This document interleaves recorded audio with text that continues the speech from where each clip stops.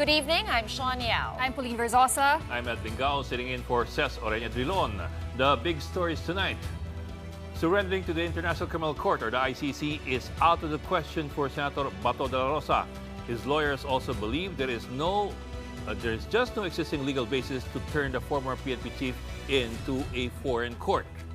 And Senator Marcos is sure there will be flood control witnesses recanting when the Blue Ribbon Committee inquiry resumes on Friday, November 14. She cites coercion as one of the reasons for the turnaround. And the Philippine peso sinks to 59.17 against the dollar today, November 12. A new historic low for the PHP amid a still raging corruption scandal. Isang malaking kabulastugan ang pinagsasabi nila na may balita na merong warrant na hindi maipakita. Ano bang kalokohan yan? Kung walang warrant, tumahimik na kayo. Tantanan na ninyo kami. Ano ba naman pananakot ng ginagawa yan? Senator Ronald Bato de la Rosa's camp is adamant he cannot be arrested by the International Criminal Court. According to the lawyers of the former PNP chief, the Philippine government does not have legal basis to surrender its citizen to an international tribunal like the ICC. Recall that the Justice Department cited two options in the event of an ICC arrest warrant against De La Rosa. First is to surrender him to a foreign court, and second, to subject the senator to extradition. The DOJ says both are indicated in RA 9851 or the Philippine Act on Crimes Against International Humanitarian Law. But the counsel to De La Rosa, Attorney Israelito Torion, insists that RA 9851 does not have implementing rules and regulations yet and is yet to be promulgated. Chief State Counsel Dennis Chan had earlier explained that the Act's provisions are self-executing and do not need further action by Congress. Since the Senate resumed session yesterday, De La Rosa has yet to turn up. De La Rosa was last seen in public in Cebu distributing aid to typhoon victims. He is scheduled to lead plenary debates next week for the Defense Department's budget. Meantime, De La Rosa's ally, Senator Marcos, took to his defense. She took a swipe at Ombudsman Boying Remulla, who earlier declared that there is already an ICC arrest warrant against Bato. Marcos has vowed to prevent a repeat of an ICC arrest on Philippine soil.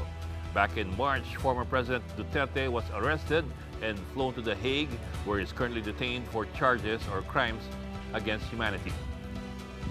Isang malaking kabulastugan ang pinagsasabi nila na may balita na merong warrant na narinig nila na may kopya na hindi maipakita pero sinentensyahan na kung anong gagawin. Ano bang kalokohan yan? Kung may warrant, ilabas. Kung walang warrant, tumahimik na kayo. Tantanan na ninyo kami. Ano ba naman pananakot ng ginagawa yan? And we now speak to Senator Bato de la Rosa's lawyer, Attorney Israelito Torion. He joins us on the phone. Sir, Attorney, magandang hapon. Magandang gabi. And welcome to the Big Story.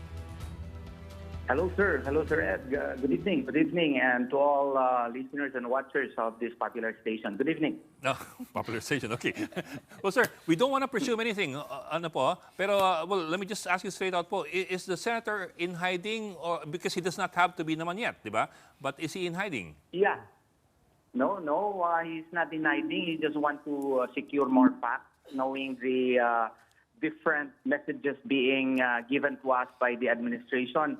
A high government official, the ombudsman himself, who is supposed to be an impeachable officer and who's supposed to be the protector of the people, but is now acting like the unofficial spokesperson of the ICC, claims that there is a warrant of arrest against him, while the DOJ officials, DFA, as well as other government offices claim that there is no warrant of arrest yet. So it is just but natural for Senator Bato to verify what are the facts, because he would be guided by these facts insofar as the protection of his rights is concerned.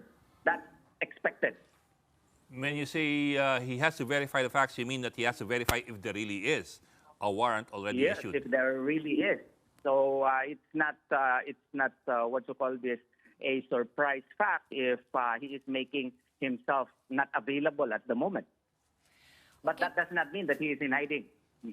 All right, but as far as you know, and as his attorney, Torreon, is he already preparing just in case, in fact, merong warrant and they're just not announcing it because it's also counterproductive to announce having a warrant? Yes, and as a matter of fact, it's supposed to be, if there is an application for warrant, and even if there is a warrant, it's supposed to be confidential. We are really surprised why would the Ombudsman announce it, and good that he announced it because we are now prepared to do whatever is necessary in order to protect the rights of our client. As a matter of fact, last Saturday, I emailed the DOJ as well as the DFA to verify whether or not there is in fact a warrant of arrest against him, including the ICC. We wrote a letter. However, the spokesperson of the ICC declared already that there is no case yet insofar as Senator Bato is concerned. And today, we filed a very urgent manifestation with most respectful reiterative motion for issuance of a temporary restraining order against the DOJ, against the government officers concerned, which have any relation insofar as implementation of the warrant of arrest is concerned. We filed it this afternoon po. Okay, but all this is happening and we still haven't even gotten a reply from the Supreme Court from your previous filings with the Supreme Court back in the time of former President Duterte. Is there any way that you're working on that this could be sped up so that there's more guidance this time around in case there is a warrant? Well, what we can do as lawyers, ma'am, is just to really respectfully wait and file the appropriate motions. I think the motion that I filed today is the 6th or 7th motion I already filed in order for the Supreme Court to at least, at the very least, if not resolve the case soonest or right away, at least issue a temporary restraining order so that the government would be restrained from continually cooperating with the ICC, pending the determination as to whether or not our petition should be or would be granted. But attorney, speaking of that petition before the Supreme Court, it's actually based on the whole argument that the Philippines is no longer a member of the ICC. But you have the ICC also ruling just last month affirming their jurisdiction over the country given the relevant time period. And also, do you think that will impact the legal basis of your petition in any way? The fact that it is on appeal, it's still on appeals chamber, it is my humble opinion that it would not have an impact insofar as the Supreme Court is concerned. The Supreme Court is not bound to follow whatever opinion that may be rendered by the pre-trial chamber. And the fact also that the Supreme Court can make its own independent and separate determination insofar as the issue is concerned. In the Philippines, it is the Supreme Court. It is not subject to influence by any court. Though, admittedly, the parties may be able to cite certain decisions of whatever foreign courts, but those are merely, not binding insofar as the Supreme Court is concerned.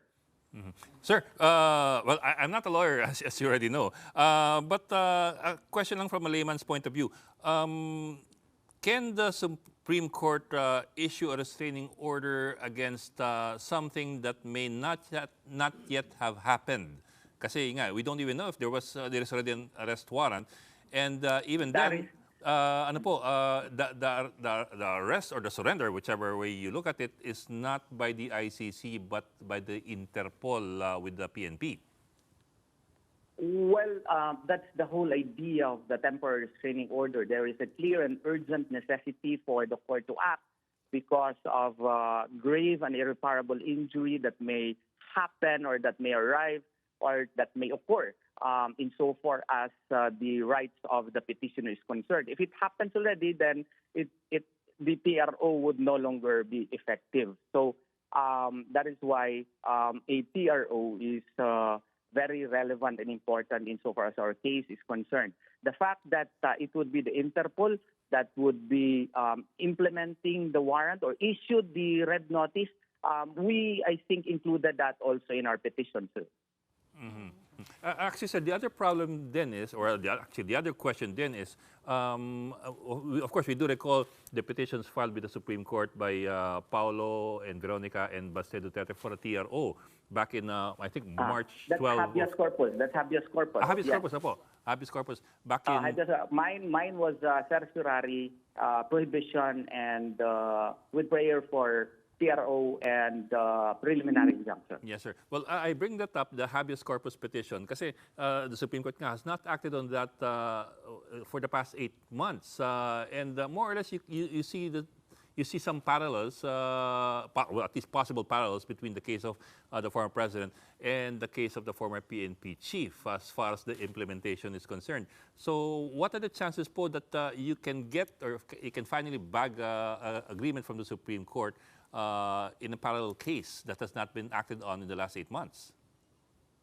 Well, the only parallelism between the two is that it involved President Rodrigo Roa Duterte, but the issue in habeas corpus is the production of his body, whereas in the petition for certiorari, it is the grave abuse of discretion amounting to lack or excess of jurisdiction on the part of the executive department in continually acting and cooperating with the ICC, even if we are no longer a party to the Rome Statute. That is the main difference between our petitions.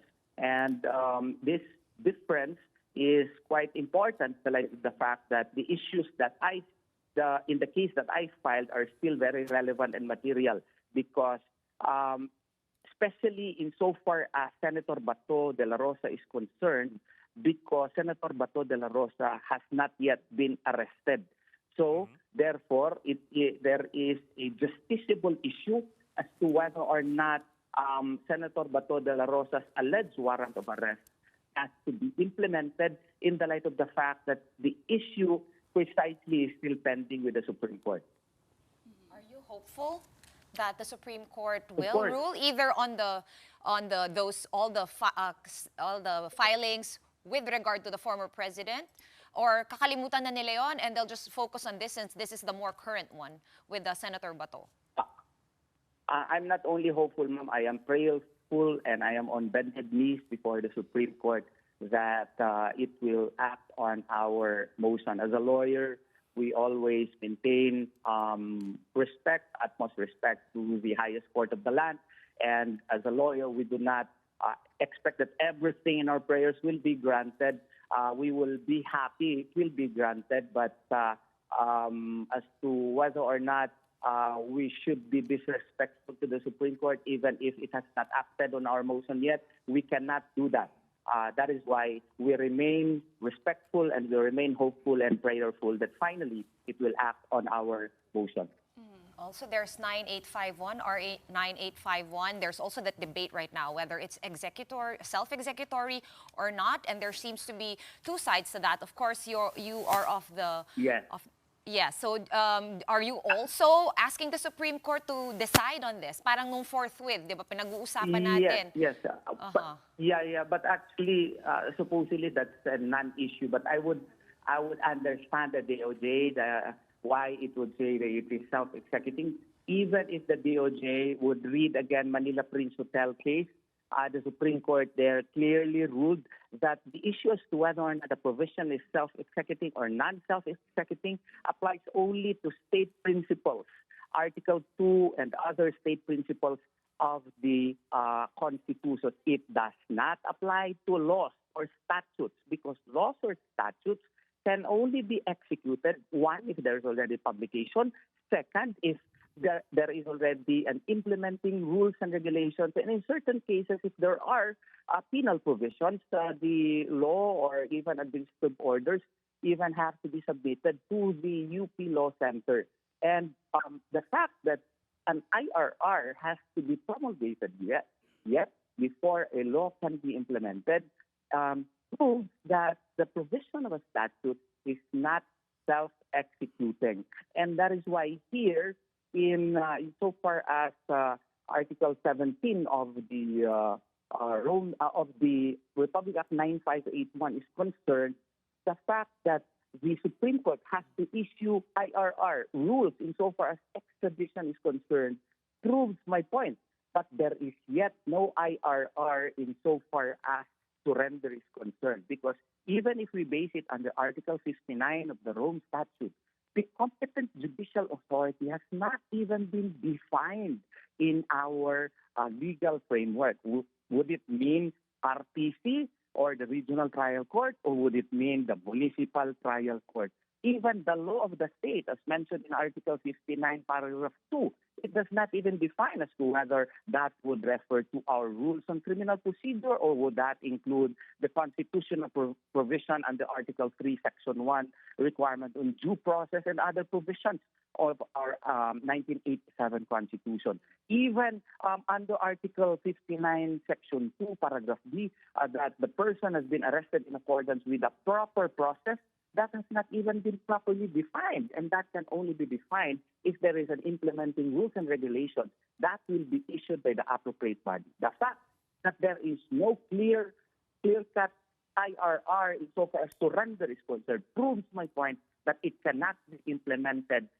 The surrender aspect cannot be implemented as of the moment, and therefore it would be highly controversial and questionable if the DOJ would implement the surrender provision of that provision under RA 9851 when there are no rules yet. Sir, but in the end, sir, if the Supreme Court does not issue a TRO, in the same way it has not acted on the habeas corpus petition in 8 months, what would be the next step for Senator Bato de Rosa? Will he abangan remain? natin ang susunod na kabanata, boss. Oh. Abangan natin ang susunod na kabanata. I'm not the kind of a lawyer who will announce my moves. I do not telegraph my moves. So I will move once there is a need for me to move, but I do it first before I announce it. Pero kayo po, attorney, would you recommend and suggest to your client to seek sanctuary at the Senate to avoid arrest? Although kanina sinabi po ni attorney, can you hear us? I would not advise that. Okay.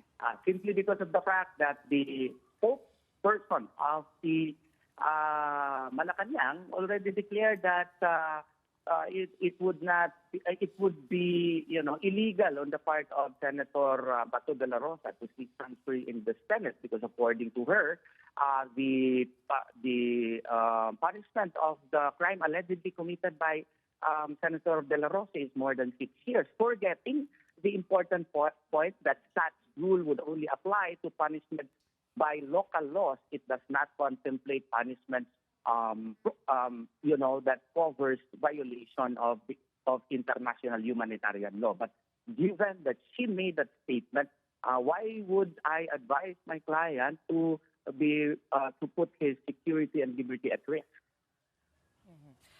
There's also talk about possible extradition if not surrender.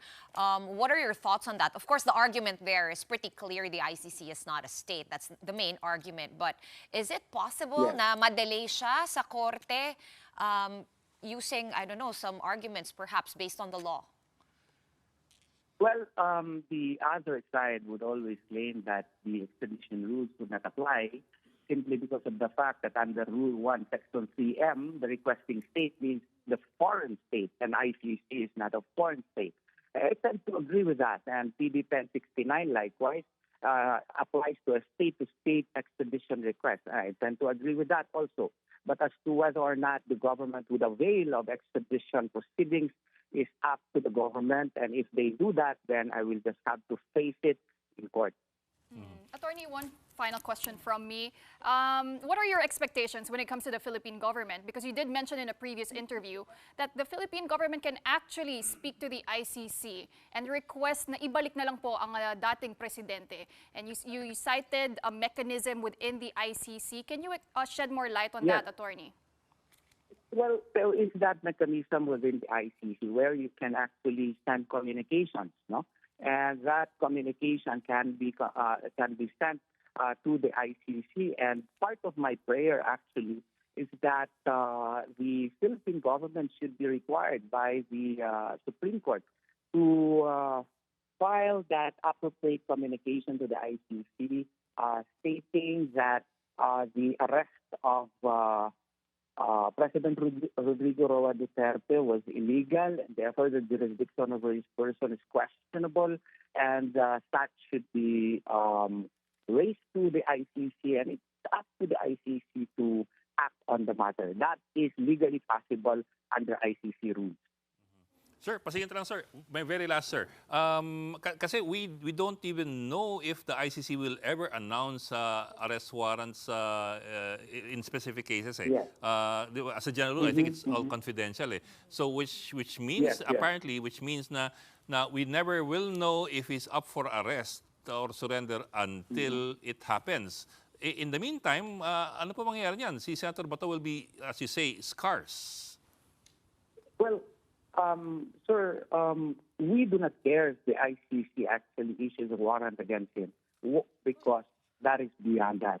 What we care about is the continued cooperation of the Philippine government with the ICC because that should not happen under the Philippine legal dispensation.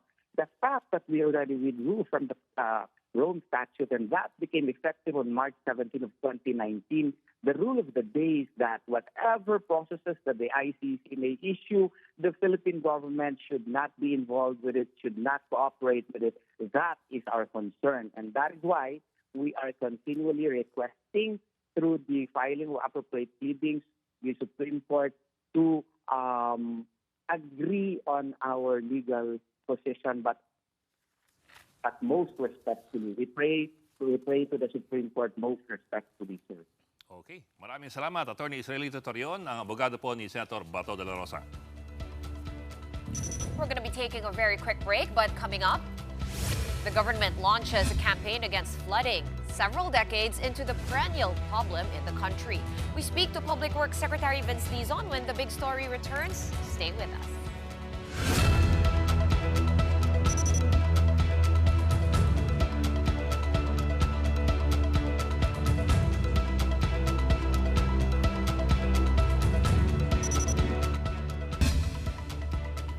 Thank you for staying with us here on The Big Story. President Bongbong Marcos led the launch of Oplan Kontra Baha, a project aimed at minimizing, if not eliminating, Metro Manila's perennial flooding problem.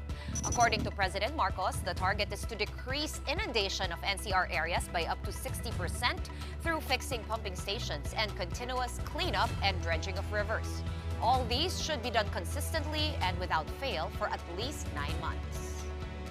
Ngunit, even after that 9 months, ay patuloy lang, regular na ang paglinis, pag-desiltation, paglinis ng basura.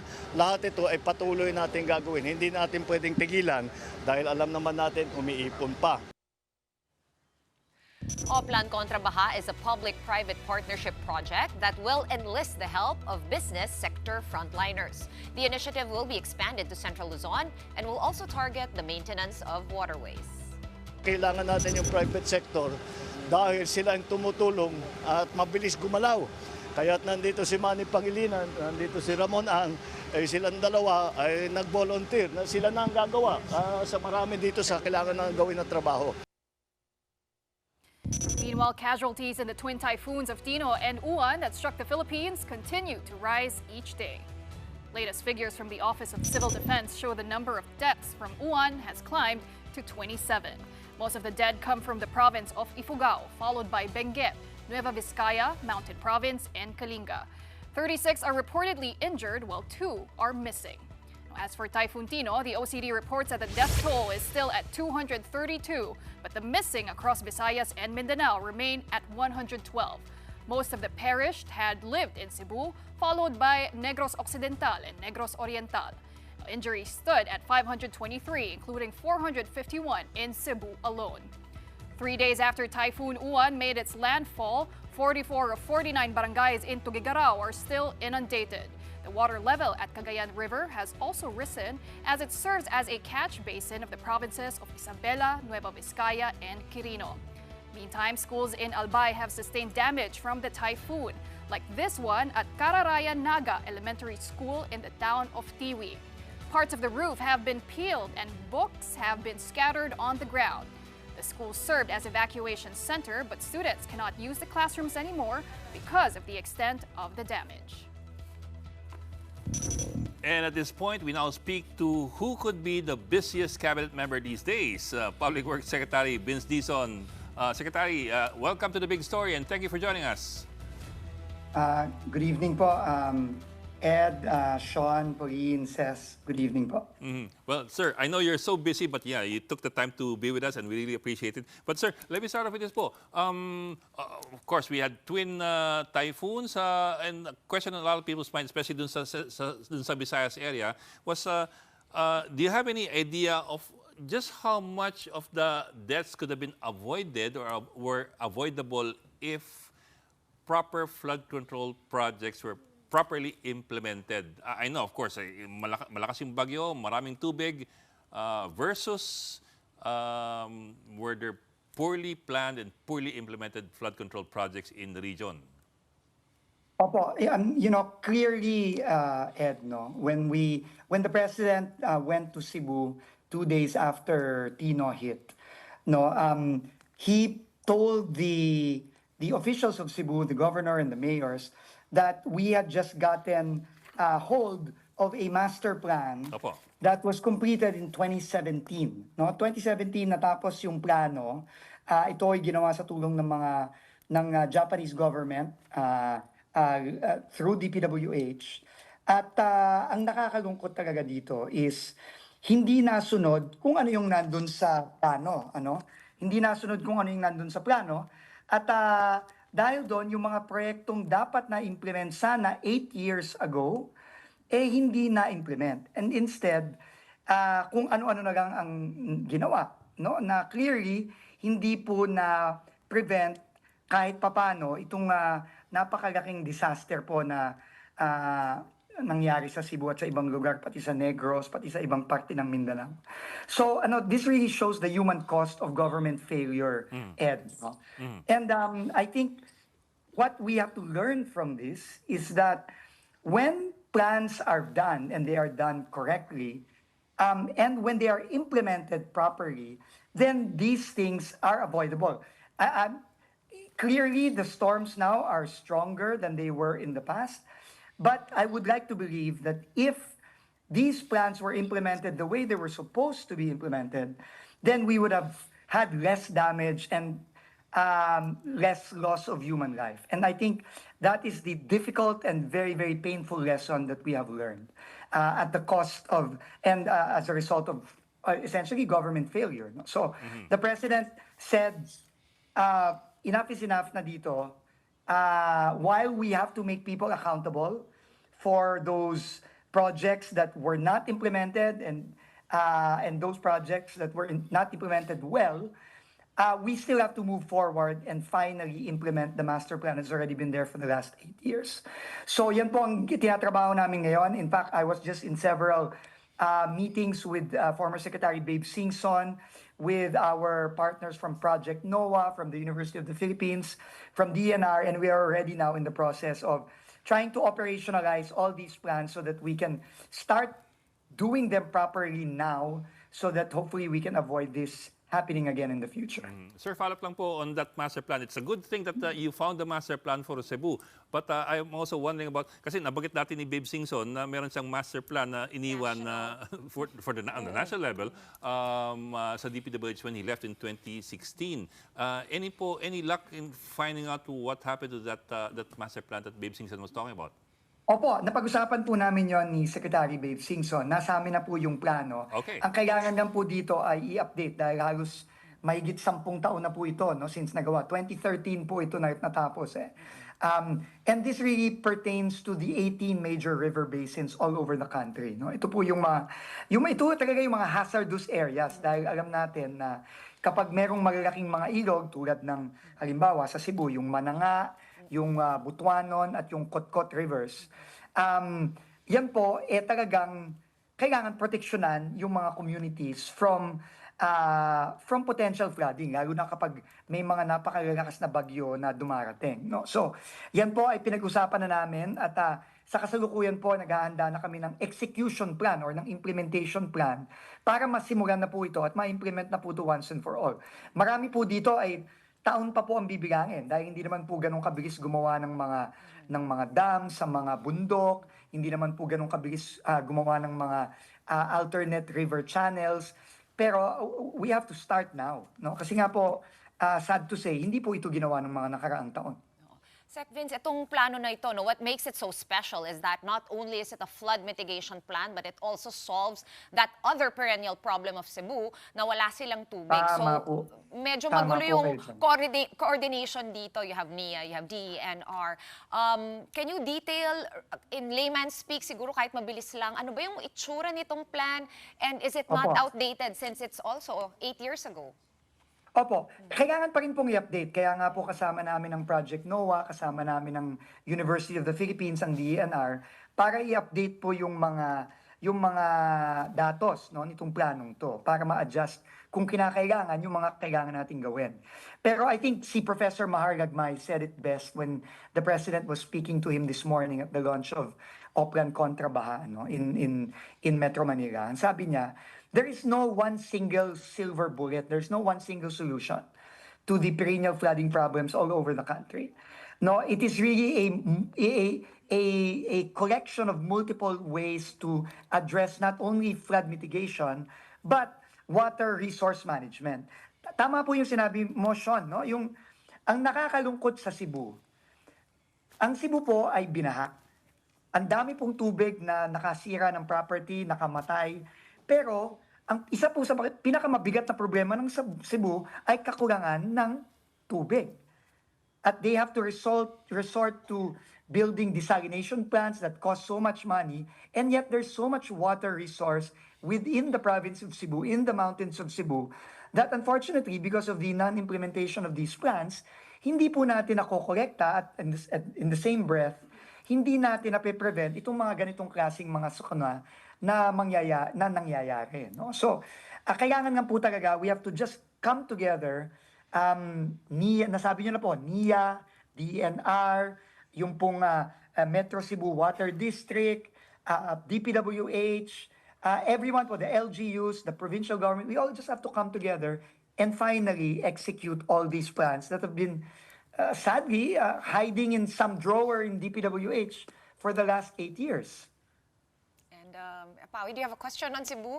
Or can we bring it to Metro Manila in today's event? Because maraming tao sa Cebu, mas marami pang tao dito. And lagi rin tayong binabaha. And you had this event at ginawa nyo ng PPP, yung paglinis ng bahay. I guess you took RSA up on his offer, expanded it, and joined more businesses to join in.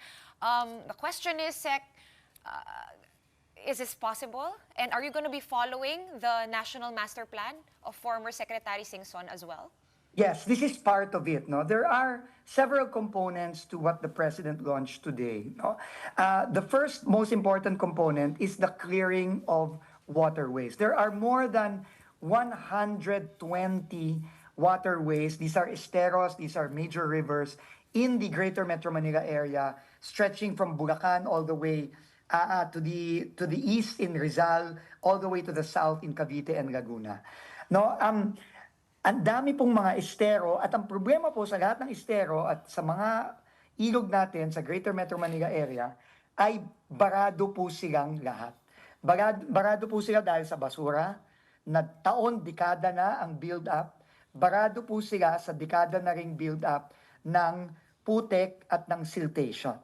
No, at dahil po doon, napakababaw na po ng ating mga ilog, ng ating mga estero, at hindi na po nakakadaloy ng mabilis at ng tama ang tubig, lalong-lalo na kapag tag-ulan at bumabaha. So yun po ang unang-unang pinaka-importanting component po nitong Oplan Kontra Baha. Ito po ang sinabi din ni Mr. Ramon Ang. Nung nag-offer po siya nung nakaraang mga buwan, sinabi niya, hindi ako magpapabayad, gagasusin ko on my own, pero kailangan tumulong ang gobyerno. So, ito na po ang ginawa namin. Dati po kasi ang San Miguel, they've been doing this for, I think for the last 5 to 6 years already, no? But they've been doing it in not all areas, but in some major areas where they have critical projects. Like, for example, in Parañaque and Las Piñas, because they now operate NAIA. They've been doing it in some parts of Southern Metro Manila because they run SCTEX and, SLEX and Skyway. So, kailangan po talaga ito, ang pinagplanuhan namin itong nakaraang isa't kalahating buwan, together with the private sector, with Mr. Ramon Ang specifically, with Mr. Manny Pangilinan, and even with the group of Mr. Ricky Razon, is we pulled together all the possible resources of both the government and the private sector to really do this on a very, very wide scale and for a consistently prolonged period of time, which the president said is 9 months. So that's essentially between now and the next rainy season. No, so tuloy-tuloy po ang gagawin natin dito. Initial pa lang ho itong 9 months, pero tingin namin sa loob pa lang ng 9 months, just by clearing the waterways alone, malaki na po ang magiging epekto nito sa pag-mitigate o pagbabawas ng baha sa Metro Manila. Pero meron pa pong ibang components ito na kailangan din gawin. No? So if you allow me to continue quickly lang. The other component, second, is we have to, unfortunately, clear the waterways of illegal structures that have been built. This includes informal settlements, and this also includes, very sadly, DPWH infrastructure. Oh. That was put in. Ito po yung mga flood control na actually nakasama pa imbes na makabuti. Okay. So we will have to, and the president gave the green light na kung ang isang ginawa ng gobyerno, kunyari isang flood control sa Quezon City halimbawa, at ito ay pinoint out na rin ni Mayor Joy Belmonte, kung ito ay nakasama imbes na makabuti, kailangan to gibain. Kasi kailangan padaluyin nating mas mabilis at ng mas maayos ang tubig. No? Kasi nakasama pa itong mga to. So we will have to make those difficult decisions in the next few months. And then the last one is we have to fix all the non-operational pumping stations all over the Metro Manila area. Marami pong hindi gumagana, unfortunately. Halimbawa po, kanina pinakita namin sa screen yung simultaneous na pagsisimula ng rehabilitation ng Sunog-Apog pumping station na ginawa nung 2017, natapos nung 2020, but since 2020, hindi pa to gumana. No? And that's 5 years ago already. No, so kailangan once and for all paganahin to. So those are just some of the main components of Oplan Kontra Baha. And the president also announced we will be implementing this not just in Metro Manila, but we will be replicating this all over the major cities and urban areas across the country. Well, Secretary, it looks like your hands are really, really full. No? We thought you were busy, pero mukhang grabe na talaga yung mga pinagkakaabalahan nyo po lately. But mangangamusta lang din po kami, Secretary, on the department's investigation into anomalous flood control projects. Where is the DPWH now when it comes to your internal cleansing? Opo, yung internal cleansing po natin tuloy-tuloy yan. No? I think we've filed a total of, if I'm not mistaken, 40 administrative cases already against DPWH personnel, ranging from regional directors to district engineers to directors in the central office, and tuloy-tuloy po yun, no? There's just a process that we need to follow, but we just have to follow that process and see it through. On the other end, we are also very actively working with the ICI and the Office of the Ombudsman. And every week po, nagpa-file po kami ng mga panibagong kaso sa Ombudsman. I think we will be filing a couple of more on Friday and again next week. Tuloy-tuloy po ito. No? At kanina nga po, magkasama lang po kami ni Justice Andy Reyes at ni Sec. Babe Singson sa Camp Crame. Meron po kaming command conference with the PNP, the AFP, the NBI, and other law enforcement agencies para po magtulong-tulungan, para po ano po talaga, mapabilis natin itong case build-ups natin sa mga proyektong na di-discover natin as either a ghost project or a very substandard project.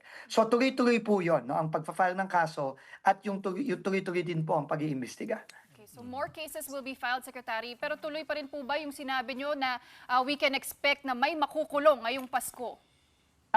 Ako po, very, very confident and sigurado po ako na meron at marami-rami. In fact, kahapon nga po, kung maaalala ninyo, nag-announce po si Ombudsman Boying na yung case po na final natin with the ICI on the Oriental Mindoro case involving former Congressman Zaldico, Sunwest Corporation, St. Timothy and Elita, the two Diskaya companies. Sinabi na po niya they will be filing with the Sandigan Bayan very soon. In fact, he said either this week or early next week. And together with that, they will also be filing the first case we filed against the Bulacan First District. So these are the BGC boys, as we call them now. Sila Alcantara, sila Bryce, Hernandez, etc. Pati na rin po sila Sara Diskaya, yung mga may-ari po ng Wawaw, ng Sims, etc. No? Ang total po niyan, 26 po ang kinasuhan sa Bulacan case, and I think about 15 ang kinasuhan dun sa Oriental Mindoro case, including former Congressman Zaldico. So roughly about 40 people. Tingin ko po, kampante po tayo na at least 40 people will be spending their Christmas in jail. No? And that is quite certain because all the cases we have filed are all non-bailable. Yes, Sec, that's good to hear. Pero I think the bigger question for a lot of people is hindi kung merong mamamasko sa kulungan, pero kung gaano kataas yung posisyon ng mga mamamasko sa kulungan. Yun po, I'll leave that question to you. How high are we going to get, do you think, for Christmas Eve? Just for this Christmas. As high as it takes. That's what the president keeps on saying. No? That we will go where the evidence leads us. It doesn't matter who. And I think I just don't want to preempt what the ICI and obviously what the ombudsman will do. But I think we can expect filing of cases against higher ups, as they say, o yung malalaking isda, sabi nga nila. In fact, the ICI already and the ombudsman, I think, already recommended cases to be filed against former Secretary Bonoan and some other lawmakers already. No? And I think this list will just be growing as we move in the next couple of weeks. Sec, I wanted to shift over to the economy because unfortunately, you also have something to do with it. Nakita nyo naman yung 4% growth natin ng third quarter. This comes as a lot of projects have been halted dahil nga naiintindihan naman namin na mag-ingat kayo bago mag-release ng pera, bago mag-approve ng mga proyekto, may cost-cutting na nagyayari. What is the latest on that? And can we expect things to speed up? Kasi a lot of people are worried about the state of the economy. No, most definitely po. No? In fact, the president is very, very worried. But in the third quarter, especially in August and September, I think these were the months with the na bumaba po ang ating, especially ang government spending, no? Especially on infrastructure, and understandably so. No? But October po, nagsimula na po kaming mag-ramp up. No? We will be presenting some numbers together with the economic team, pero we are slowly getting back to normal levels in the fourth quarter. This started in October, and I think we will continuously ramp up in November and also December. And more importantly, dahil nga po dun sa pagpipigil ng ating Pangulo, dito sa pag-i-implement itong mga questionableng mga proyektong ito, magkakaroon po ng significant amount of savings ang DPWH in particular ngayong taong ito. At yung mga pera po yon na hindi na po gagamitin dito sa mga proyektong to na nakita namin na ginamit lang para nakawin ng pera ng mga kababayan natin, magagamit po natin sa mga high-impact na proyekto na pwede na nating simulan sa at i-continue sa first and second quarter of 2026.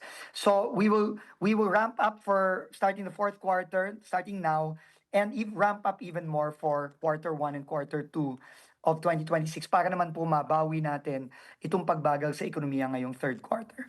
Check, I do remember nung panahon ni Babe Singson, in his first years in office, bumagal yung public spending because of public infrastructure spending, bumagal din because nag-iingat si Secretary Babe Singson. He was cleaning up a house.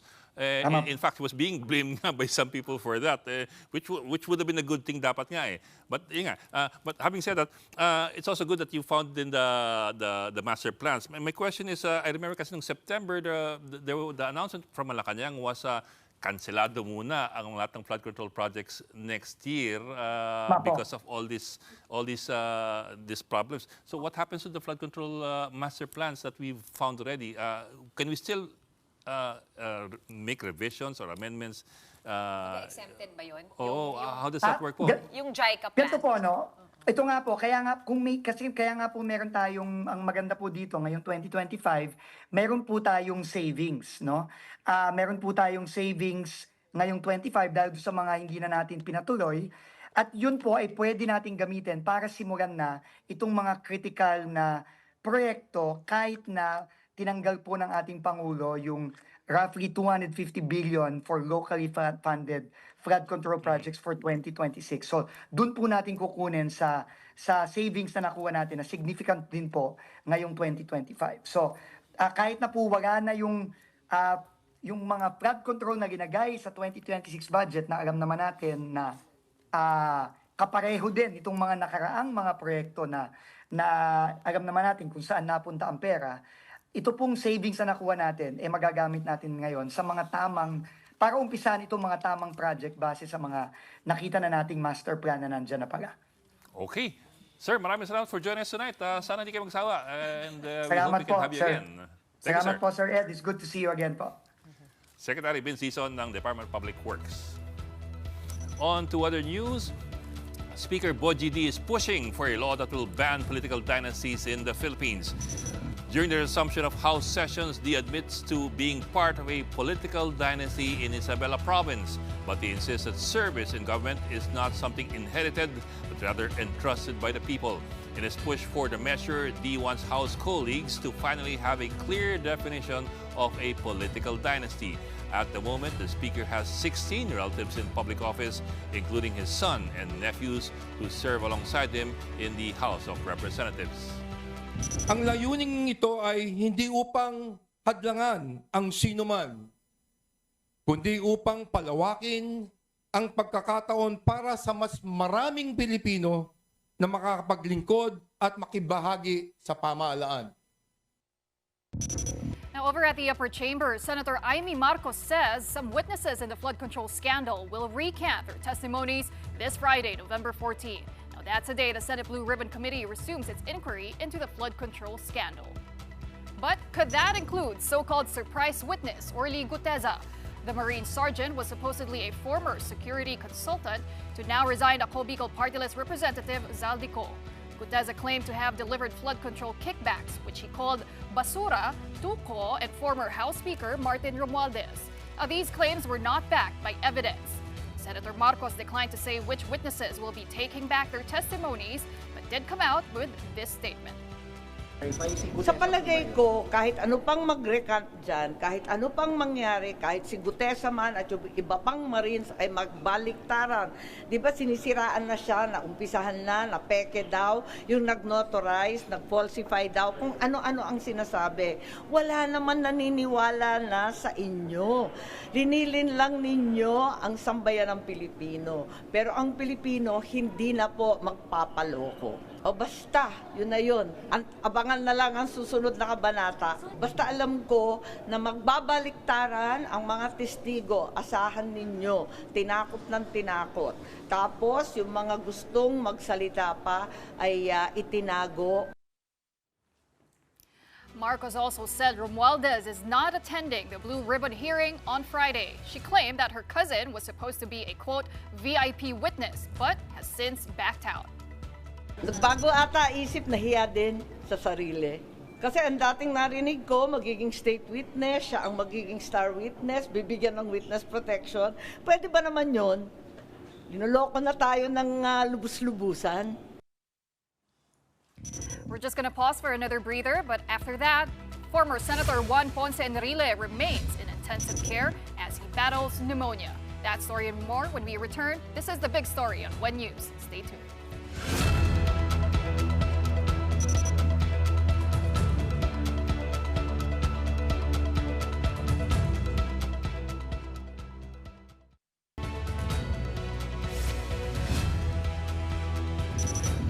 Welcome back to The Big Story. Former Senator, now Chief Presidential Legal Counsel Juan Ponce Enrile is still in the intensive care unit of an undisclosed hospital.